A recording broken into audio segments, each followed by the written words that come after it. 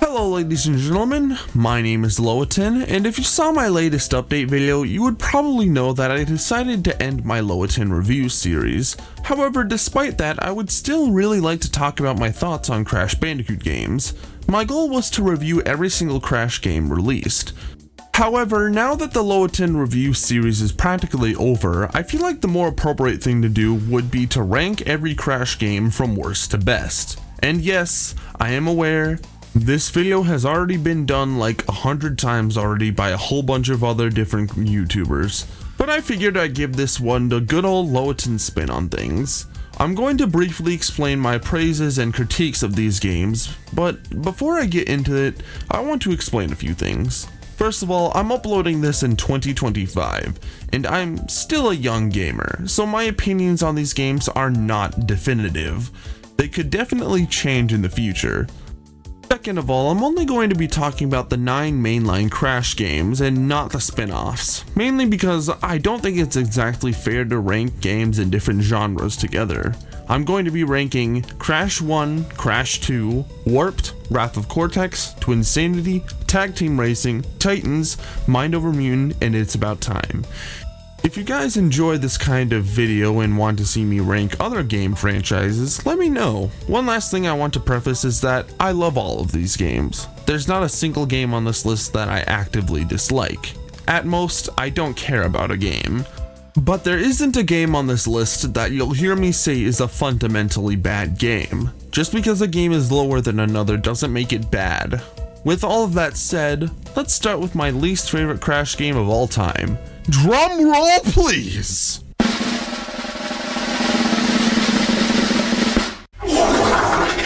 Crash Tag Team Racing. But Loatin, Tag Team Racing is a spin-off game! To that I say, no it isn't.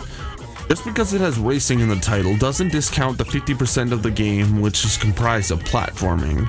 Tag Team Racing is a game that I used to love playing as a kid. The game has a lot of charm with its dioramas, witty characters, and decent racing. However, the game as a whole feels very lackluster. The game feels more unfinished than Twinsanity, and that says a lot.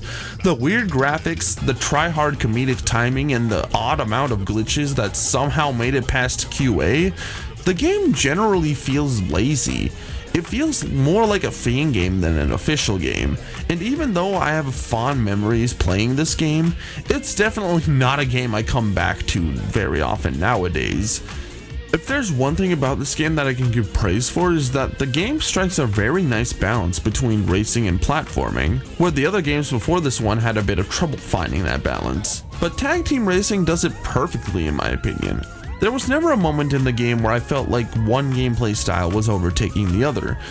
It's a nicely balanced game that honestly doesn't overstay its welcome in some aspects. But yeah, there's a reason why this is at the bottom. It doesn't feel like that good of a game, so I don't really spend that much time on it.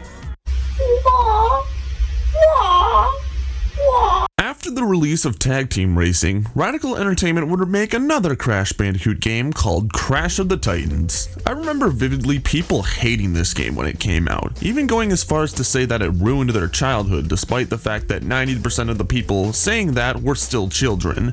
Surprisingly though, I wasn't one of them. I used to love this game back when it came out. However, after recently replaying it again, I gotta be honest, I don't really like it as much as I used to. This Crash game is completely different from the previous entries in the series. Crash of the Titans is a linear 3D beat-em-up. Crash and company have been redesigned and the gameplay is entirely different. In other words, this game is a gameplay reboot. Not a continuity reboot as there are references to past Crash games, but a reboot in terms of how the series is going to play out from here on. I do think it's kind of weird that they would jump to doing a beat 'em up rather than going off the previously established formula. However, that doesn't mean that Crash of the Titans has to be bad. I just think the game is lacking in variety. The game has a very nice balance between combat and platforming. However, neither of the two intersect as your mutants cannot jump. Not only that, but Crash himself has very few combos for you to use on mutants. This leads to the game feeling very repetitious as you're just platforming and fighting mutants in segmented areas specifically designed for them. And due to the repetitious nature of the game, I don't find myself coming back to it as much as I used to. It's sad too because I think the game looks, sounds, and plays amazing. The graphics are on par for late PS2, the soundtrack composed by Mark Barrel is amazing, and unlike Tag Team Racing, the game actually feels polished. It's just that the structure of the game makes it very hard to come back to, especially since the game is also surprisingly long for a Crash Bandicoot game. But yeah, Crash of the Titans is just a meh game to me. Nothing horrendous, but nothing too special either. I will say though that I absolutely love Crash's hand tattoos, so much so that I actually got them myself. I am a nerd.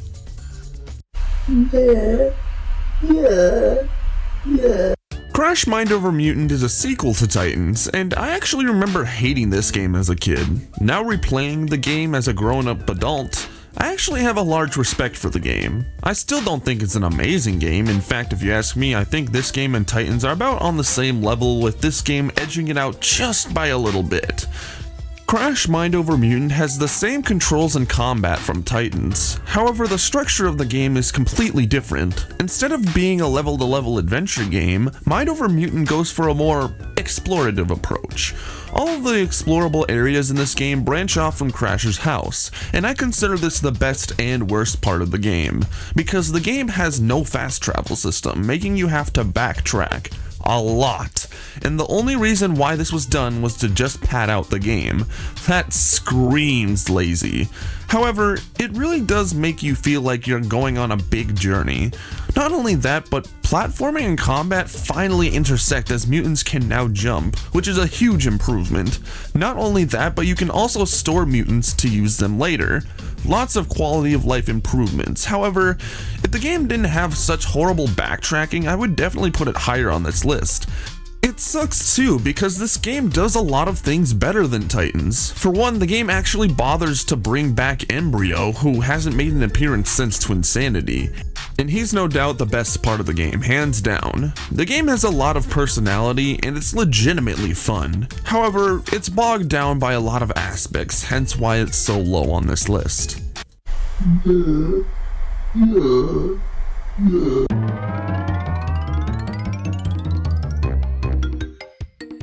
Crash 1? This low on the list? The hell is wrong with you, Loa10?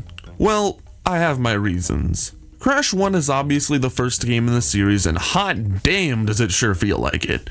Crash Bandicoot was an amazing game for its time, but now that the game has been out for as long as it has, and the fact that future games have came out with newer and more fun features, I honestly think this game has aged like milk. The controls suck, the save system sucks, the music is more basic, the level design is more basic, Crash can only spin and jump, making his moveset very basic and not that fun to play, and generally the game just doesn't feel that good. However, there are aspects of this game that I legitimately really love. I think this game, out of any other Crash game, really elicits the feeling of going on an adventure. I can't put my finger on it, but every time I play this game, I always feel like I'm going on this grand journey, and I've never really felt that way playing any other Crash game. Maybe it's the retro and nostalgia factor, but this game just really gives me a warm and cozy feeling every time I play it. It's more of a comfort game rather than a game that I play just for fun. Also, I have never 100%ed this game, and I never will. I don't care if Insane Trilogy fixes the issues. I think the 100% route is way too difficult and way too unforgiving to warrant a playthrough from me. I'll just be fine playing the any percent route. Even though I don't like this game very much, it still holds a very special place in my heart, as it is the first game to my all-time favorite game series. Here we are with one of the most divisive Crash games in the entire series, Wrath of Cortex. You either love it, don't care for it, or you aggressively hate it. However, what do I think? It's okay. This was the first Crash game I ever played, and one of the first games I ever played, period, so obviously I have a huge nostalgia bias towards this game despite its flaws. I used to love this game when I was little, but as an adult, I find this game to be very frustrating. I'm going to talk about this more when I get to Warped, but I believe that particular game started the trend of Crash games having unfocused gameplay, with this game and Twinsanity having the worst case of it. I said this in my video talking about the beta of the game, and I'll say it again here. Wrath of Cortex feels very incomplete. It feels like there were pieces that were supposed to be put in a particular place but just got ripped out entirely. As a result of such, we're left with a very awkward game with heavily aged graphics, inconsistent as all hell gameplay, and the #1 best video game soundtrack I've ever heard in my entire life. I've been on record saying this many times, and I will say it again. This game has an amazing soundtrack. There is not a single track in this OST that I skip. They all range from incredibly good to instrumental pieces that I'm surprised aren't full-blown hits. I would play some examples here, but I feel like I would just play off the entire soundtrack at that point. Just give this game's soundtrack a listen. It is absolutely phenomenal. But soundtrack aside, the game just feels so bland. I legitimately have more fun playing the Game Boy Advance games than Crash Bandicoot Wrath of Cortex. I feel like the level designers just built the levels and just placed down all the assets all slapdashed, because that's legitimately how random the level design is. Sure, some levels are pretty good, like the Gauntlet, but then you have levels that are really boring.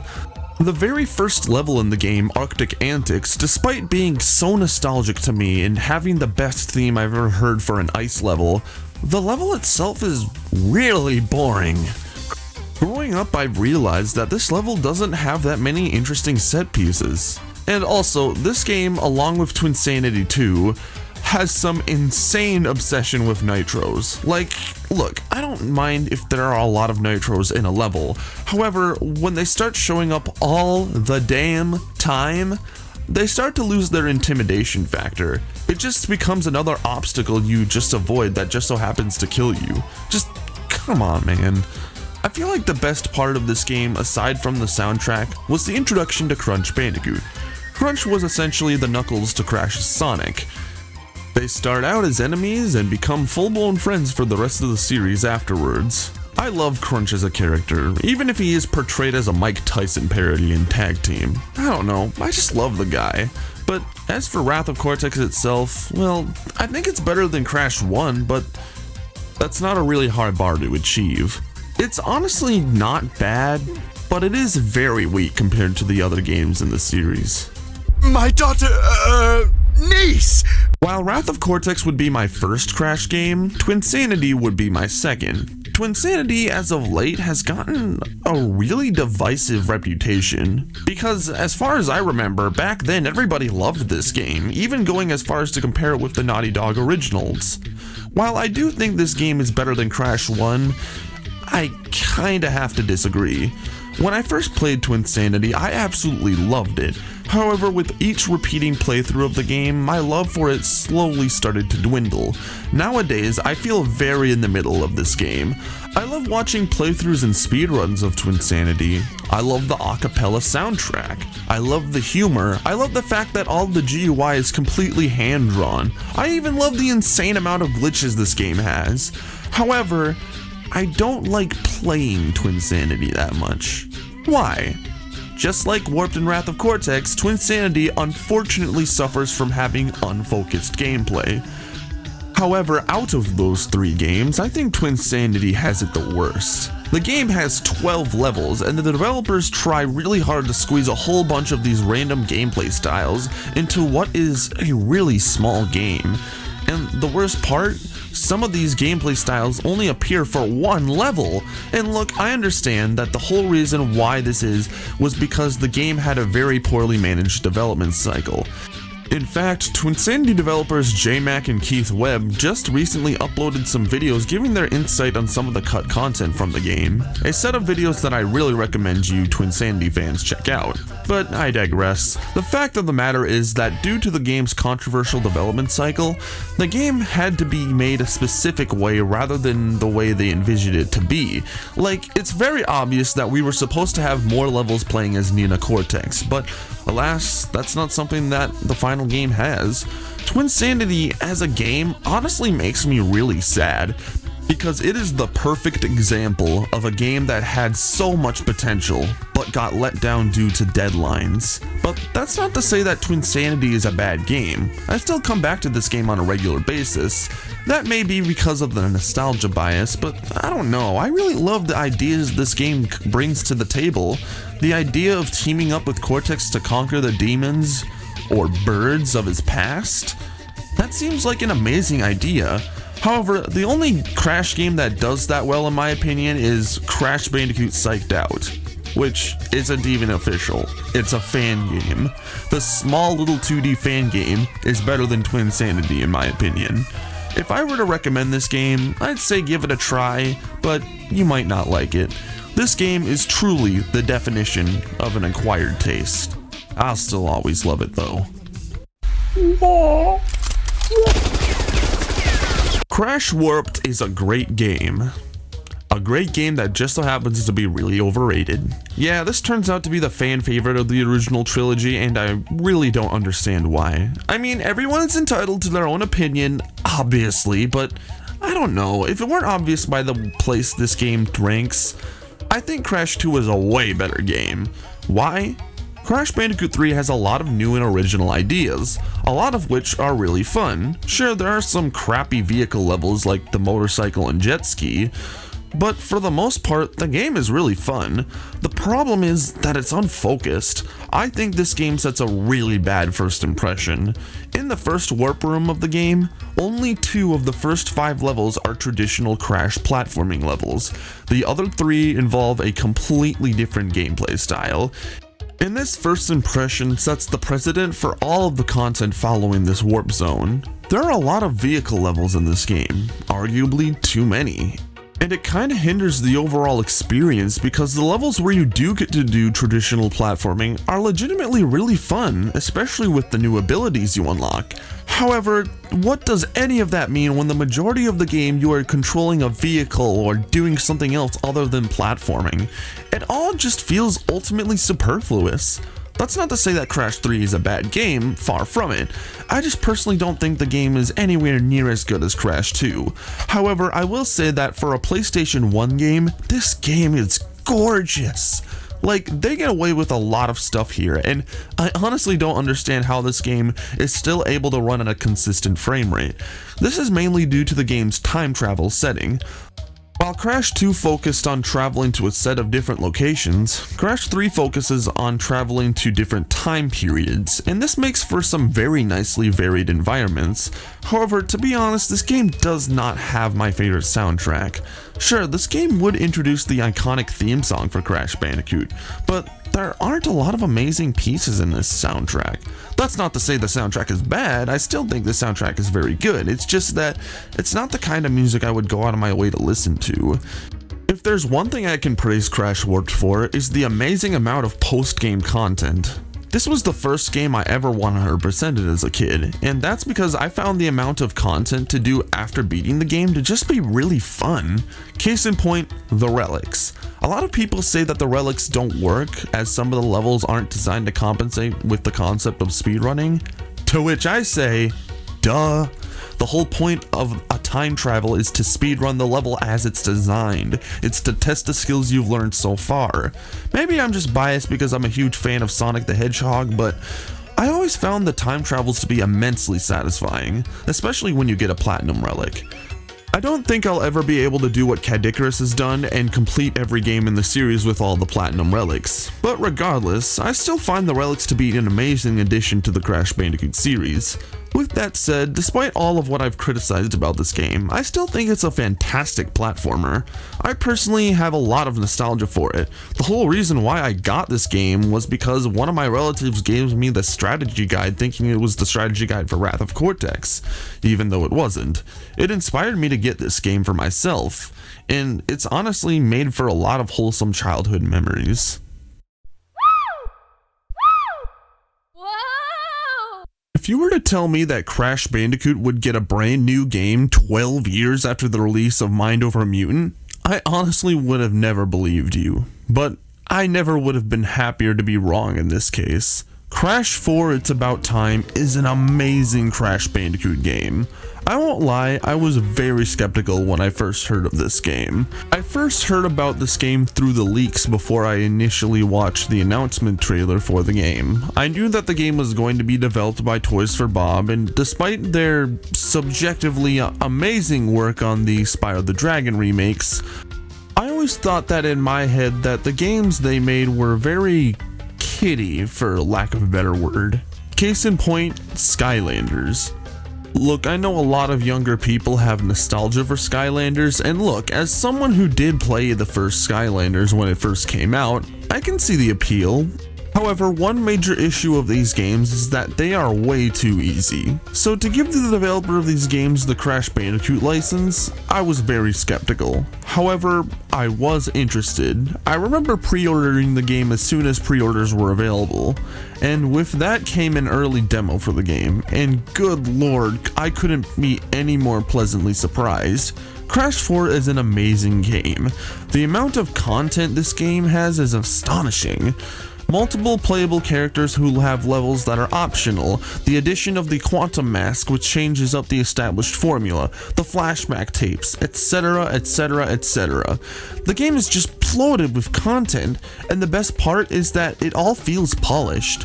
You can very much tell that Toys for Bob had a very strong love for the Crash Bandicoot series and wanted to make an amazing sequel that was worthy of having the Crash Bandicoot title. It's a perfect sequel, but not a perfect game. I definitely do not recommend Crash 4 as your first Crash Bandicoot game, because Crash 4 is very hard. I'm serious, the level design gets very creative with how things work, and it does take a bit to adjust. However, despite the game being hard as hell, I will say that it is very forgiving.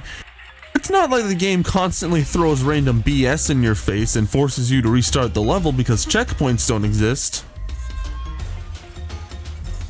The game is hard, but it is fair, and it's not rage-inducing. However, what is rage-inducing is the 100% route for the game. I swear to God, every level is Cold Hard Crash.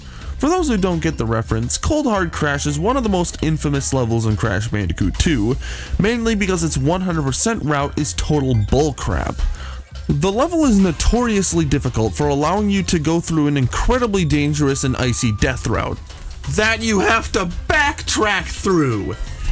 And by the time you finish the level, you end up raging over the fact that you're missing one little box that was hiding off screen above the set of bounce crates in the bonus round. Now imagine that design philosophy being made into its own game. That's Crash Bandicoot 4. I have not attempted to 100% Crash 4, and I don't think I'm ever going to. I feel like I have plenty of fun just playing the any percent route. The 100% route is just too unnecessarily tedious with the amount of boxes they hide from you in each level. It just doesn't feel that rewarding in my opinion. But putting that aside, this game is just absolutely amazing. For the longest time, I always believed that Crash Mind Over Mutant would be the final Crash Bandicoot game. For the longest time, I had yearned for a new Crash Bandicoot game. Looking at fake leaks and announcement videos, I had always hoped that Crash would come back, and over the years, that hope dissipated. So imagine my shock when this game came out, and not only came out good, but came out so unbelievably amazing that it's honestly on par with Naughty Dog's work on the PS1 games. Hell, it may even be better. I definitely believe that there's a case to be made that Crash 4 is the best Crash game, and if there are people out there who think that, I totally don't blame you. But there is one Crash game that I think is better than this one. Ladies and gentlemen, you all know the game, so let's end this video off with the best Crash Bandicoot game in the entire series. Well, in terms of the main series platformers, because if you ask me, CTR holds the title of being the best game in the series, but whatever. For years, I've always seen reviews and gameplay of Crash Bandicoot 2, but I never actually got to play it for myself. But eventually, when the time and money was right, I purchased a copy of Crash 2 on eBay, and on April 3rd, 2014, yes, I still have the video of me getting it, I was exposed to this Crash game that has haunted me for so long, and boy did I fall in love.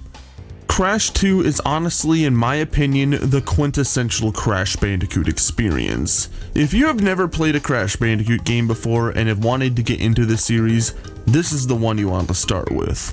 Crash 2 is such an amazing game that I honestly don't even know where to start. I think I'll start by stating that Crash 2 is a perfect sequel. Not a perfect game, a perfect sequel. I call sequels perfect, implying that they improve on all aspects of their predecessor, and Crash Bandicoot 2, despite having its own flaws, improves on everything Crash 1 tries to do. You can save the game whenever you want. Crash's controls have been upgraded significantly. The music is a lot more melodic than percussive, and there would be many features in this game that would become a staple of Crash Bandicoot. Like the slide, crawl, and body slam, the warp room, the bonus rounds. Seriously, this game did so many things right, but that's just comparing it to Crash 1. How does Crash 2 feel as a standalone title, and what makes it better than the other Crash games? I'll put it like this. Crash 2 is a very short and simple game. It's a very easy game for anyone to pick up and play. However, that doesn't mean the game is a total pushover when it comes to the difficulty. In order to get the 100% ending, you need to collect all of the gems, and some of the gems are very difficult to collect. Some gems are hidden, some gems just require you to break all of the boxes. Some require you to find a hidden secret in the level, and while some of these secrets may be a little too hidden, I will cut it some slack since this game was released in the late 90s. And games were like that a lot back then. That's what starts video game rumors after all. Ones that are real, and instances where L is real.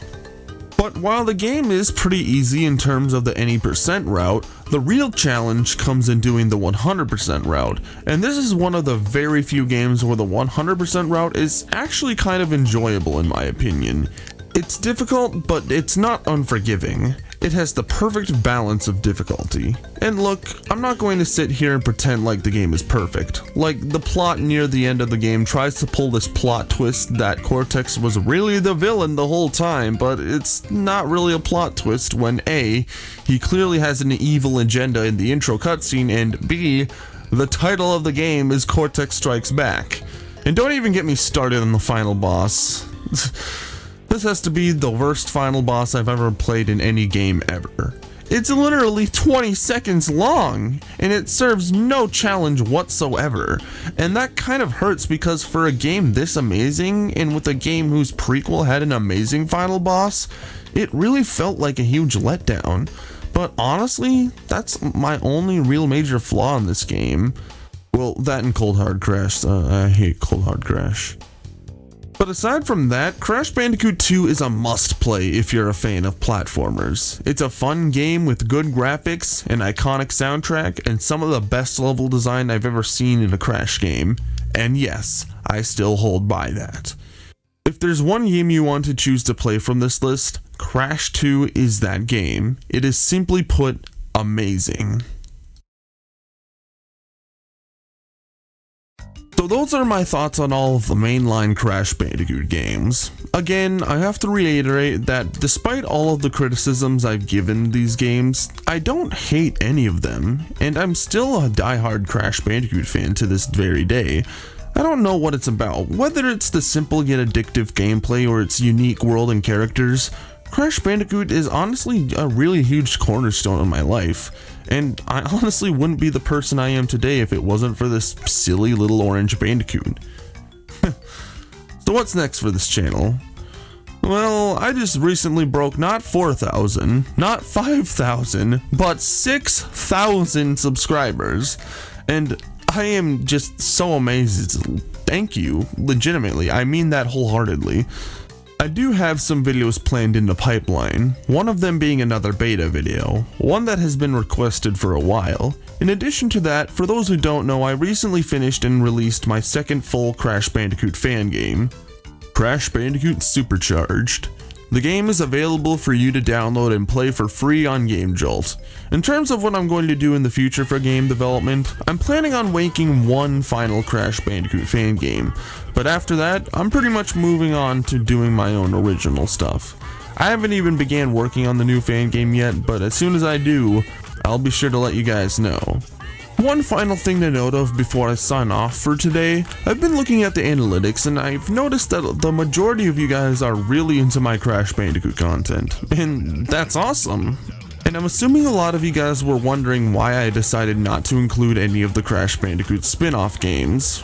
Well, as stated before, I don't believe that the mainline platform games should be compared to spin-off games that could be in a different genre. Like, I love Crash 2, but I think CTR is a lot better. Does that make it fair to put it against each other in a ranking? In my opinion, no, because again, they're different genres.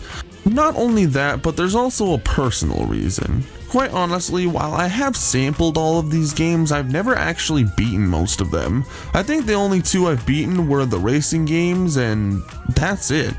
And that's because I think the other games do suck, and I actually do hate most of them. However, I will make you guys a deal. If we break 10,000 subscribers before the end of the year, I promise I will make a video ranking all of the Crash Bandicoot spin-off games. It's currently May right now, so you got 7 months. So yeah, with that said, thank you all so much for watching this video. I'm the Lowatin17.